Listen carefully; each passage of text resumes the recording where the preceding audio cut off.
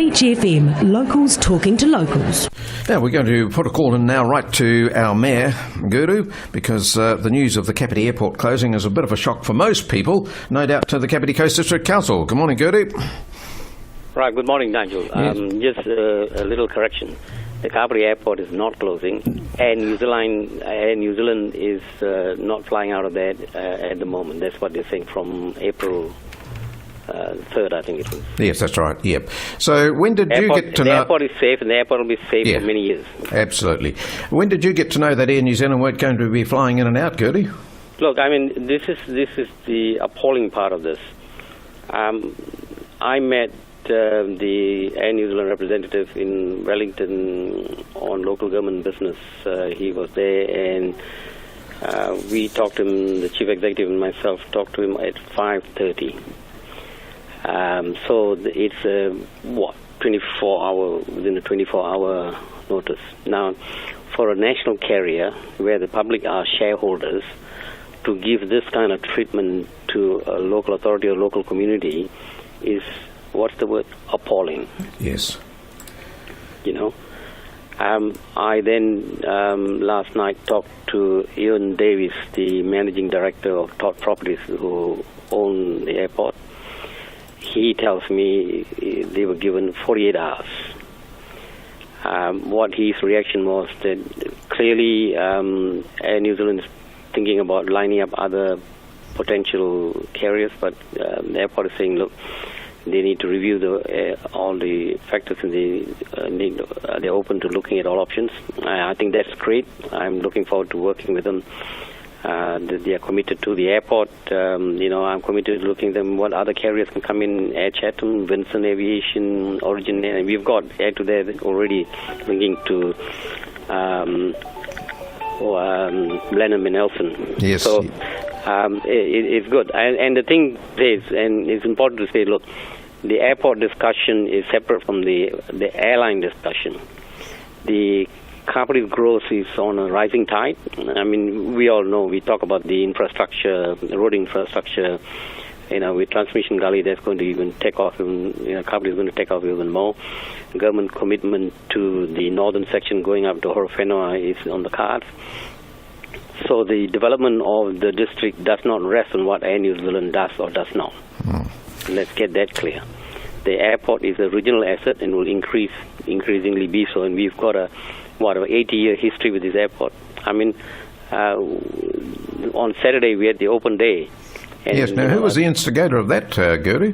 The open day was a joint organization. I think the Chamber of Commerce, both our Chamber of Commerce here working with Pururoa Chamber of Commerce were one of the key players.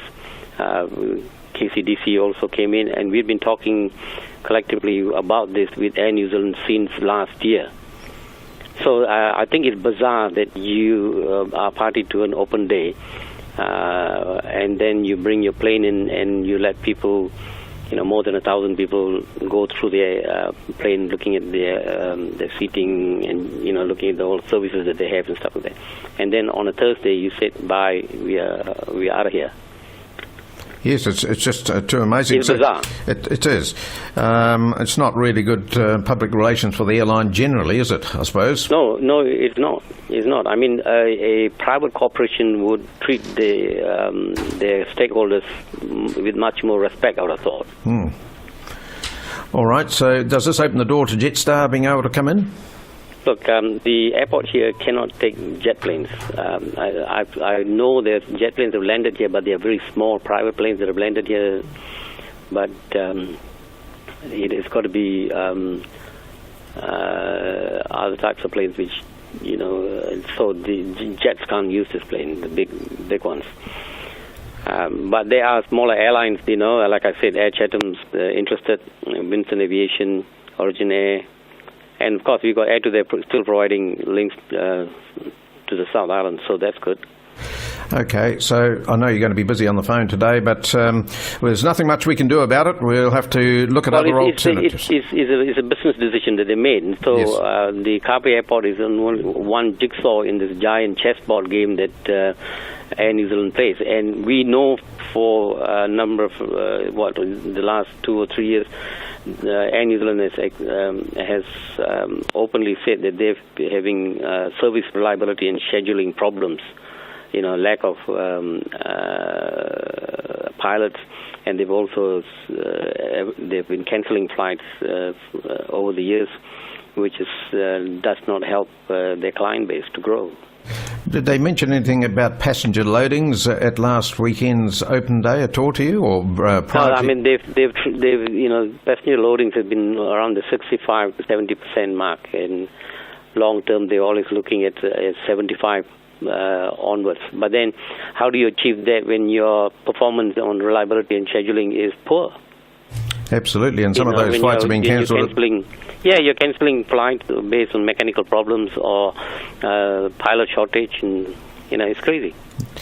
All right, Guru. Well, we'll no doubt find out more. We've got a notice here, a press release from Todd Corporation, so we'll have a read of that.